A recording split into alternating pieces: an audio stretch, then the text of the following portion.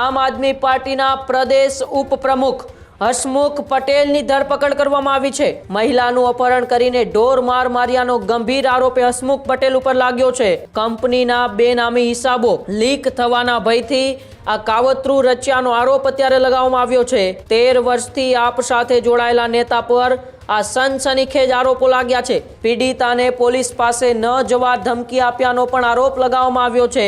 જે મહિલાની ઉપર આ લોકોને એવી શંકા હતી કે કંપનીની અંદર જે ચાલી રહેલા બેનામી વહીવટો અને કંપનીમાં થતા ખોટા કામની એ ફરિયાદ અથવા તો માહિતી ક્યાંય બહાર લીક ન થાય તેના માટે તેમને ક્યાંક ને ક્યાંક દબાવવાનો પ્રયત્ન કરવામાં આવ્યો હતો। અપહરણ કરી અને તેમને એવી ધમકી આપવામાં આવે છે કે તમે આ ફરિયાદ અથવા તો આ ટ્રાન્ઝેક્શન અથવા તો જે બેનામી વહીવટો થઈ રહ્યા છે તેની ક્યાંય પણ બહાર માહિતી લીક ન થાય। તે મહિલાને ઈજા પણ પહોંચી છે। મોઢું દબાવીને તેમને મારવાનો પ્રયત્ન પણ કરવામાં આવ્યો। ઘટના બહાર આવતાની સાથે જ ગાંધીનગર પોલીસે તેમની બંને કંપનીઓ ઉપર તપાસો કરી કંપનીની અંદર કામ કરતી મહિલા ઉપર તેમને શંકા હતી કે આ માહિતી ક્યાંક બહાર લીક થઈ રહી છે અને તેના જ કારણે તેમના ભાઈની ગાડીમાં 3 લોકોએ મળી અને તેમનું અપહરણ કર્યું। અપહરણ કરી અને તેમને માર્યો, તેમને ઈજા પહોંચાડી। હસમુખ પટેલને પણ જાણ કરી, જો કે હસમુખ પટેલ આ મામલાની સમગ્ર ઘટનાથી વાકેફ હતા, તેમ છતાં તેઓ આની અંદર ક્યાંય સંડોવાયેલા ન હોય। તેઓ ક્યાંક ને ક્યાંક તેઓએ રદિયો આપ્યો। આવા પાર્ટીના બેનરોને સામે રાખીને પાછળથી આવા ચાલતા 2 નંબરના ધંધા હોય કે પછી ગેરકાયદેસર ટ્રાન્ઝેક્શન અને ફ્રોડ થતું હોય છે, તેમાં તેમનો કેટલો હાથ છે, કેટલા પ્રકારના બેનામી વહીવટો કરેલા છે। આખો વિડીયો જોતા પહેલા હજુ પણ અમારી ચેનલને સબસ્ક્રાઇબ નથી કરી તો યુટ્યુબ પર સબસ્ક્રાઇબ કરો અને ફેસબુક અને ઇન્સ્ટાગ્રામ પર ફોલો કરો।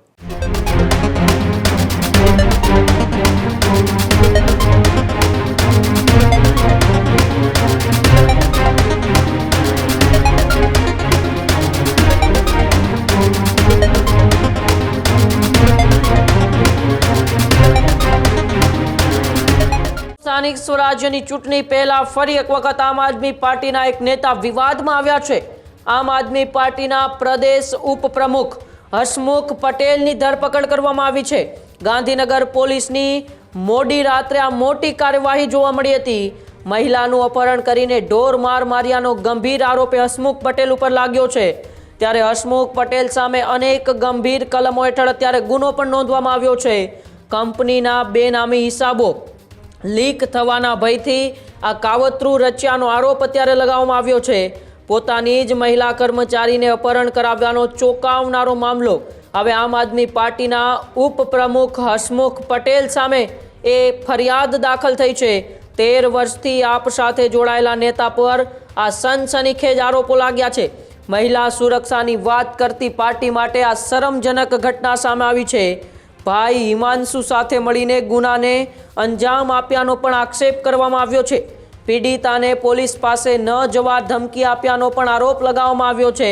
તો ગાંધીનગર સેક્ટર 21 પોલીસ સ્ટેશનમાં FIR નોંધવામાં આવી છે। હસમુખ પટેલ HBC લાઈફ સાયન્સનો માલિક હોવાનો અત્યારે ખુલાસો થયો છે। ત્યારે સ્થાનિક સ્વરાજ્યની ચૂંટણી પહેલા ફરી એક વખત આમ આદમી પાર્ટીના વધુ એક નેતા વિવાદમાં આવ્યા છે। છેલ્લા 13 વર્ષથી પાર્ટી સાથે જોડાયેલા એટલે કે પાયાના કાર્યકર્તા અને હાલ પ્રદેશના ઉપાધ્યક્ષ હસમુખ પટેલની ધરપકડ થઈ છે। વધુ માહિતી માટે મારી સાથે ન્યૂઝરૂમથી કૃણાલ જોડાયેલા છે। કૃણાલ, ફરી એક વખત આમ આદમી પાર્ટીના એક નેતા ચર્ચામાં આવ્યા છે। પાયાના કાર્યકર્તા અને આમ આદમી પાર્ટીના પ્રદેશ ઉપાધ્યક્ષ હસમુખ પટેલની ગાંધીનગર પોલીસે મોડી રાત્રે ધરપકડ કરી છે। બિલકુલ જે રીતના આમ આદમી પાર્ટીના અનેક નેતાઓએ ભ્રષ્ટાચાર હોય કે પછી બેનામી વહીવટો કરતા હોય તેની સામે અનેક ફરિયાદો છે તો થઈ ચૂકી છે। અનેક વખત એ કૌભાંડની અંદર સામેલ જોવા મળ્યા છે। ત્યારે ફરી એક વખત આમ આદમી પાર્ટી સાથે 13 વર્ષથી જોડાયેલા અને ભૂતકાળમાં પણ સંગઠન મહામંત્રી રહી ચૂકેલા અને અત્યારે જ પાર્ટીના ઉપાધ્યક્ષ તરીકે કામ કરતા હસમુખ પટેલ અને તેમના ભાઈ વિરુદ્ધ એક ફરિયાદ દાખલ થઈ છે। ફરિયાદની વાત કરવામાં આવે તો તેમની જે કંપની છે એ company HBC life science private limited company અને સાથે જ મેક્સિમસ હોલિડે પ્રાઇવેટ કંપનીની અંદર કામ કરતી એક મહિલા કે જે મહિલાની ઉપર આ લોકોને એવી શંકા હતી કે કંપનીની અંદર જે ચાલી રહેલા બેનામી વહીવટો અને કંપનીમાં થતા ખોટા કામની એ ફરિયાદ અથવા તો માહિતી ક્યાંય બહાર લીક ન થાય તેના માટે તેમને ક્યાંક ને ક્યાંક દબાવવાનો પ્રયત્ન કરવામાં આવ્યો હતો અને સાથે જ ટ્રાન્ઝેક્શન અને હિસાબ સંબંધી માહિતી છે તે ક્યાંય લીક ન થાય અથવા તો કંપનીને કોઈ મોટું નુકસાન ન થાય તેના માટે તેઓ દ્વારા એક હસમુખભાઈ જે પટેલ છે એના કહેવાથી એમના ભાઈ એટલે કે હિમાંશુ પટેલ અને સાથે જ સપના ડુમેર સાથે જ રીમા દેસાઈ આવા અનેક લોકોએ ભેગા મળી અને એ હિમાંશુ પટેલ છે જે હસમુખ પટેલના ભાઈ છે તેમની ગાડીની અંદર એ જે અંદર ઓફિસમાં કામ કરતી એ મહિલા છે એમને ક્યાંક ને ક્યાંક અપહરણ કરવામાં આવે છે. અપહરણ કરી અને તેમને એવી ધમકી આપવામાં આવે છે કે તમે આ ફરિયાદ અથવા તો આ ટ્રાન્ઝેક્શન અથવા તો જે બેનામી વહીવટો થઈ રહ્યા છે તેની ક્યાંય પણ બહાર માહિતી લીક ન થાય. અને તેના જ કારણે આ જે આખી ઘટના બની છે તેમાં તે મહિલાને ઈજા પણ પહોંચી છે. મોઢું દબાવીને તેમને મારવાનો પ્રયત્ન પણ કરવામાં આવ્યો.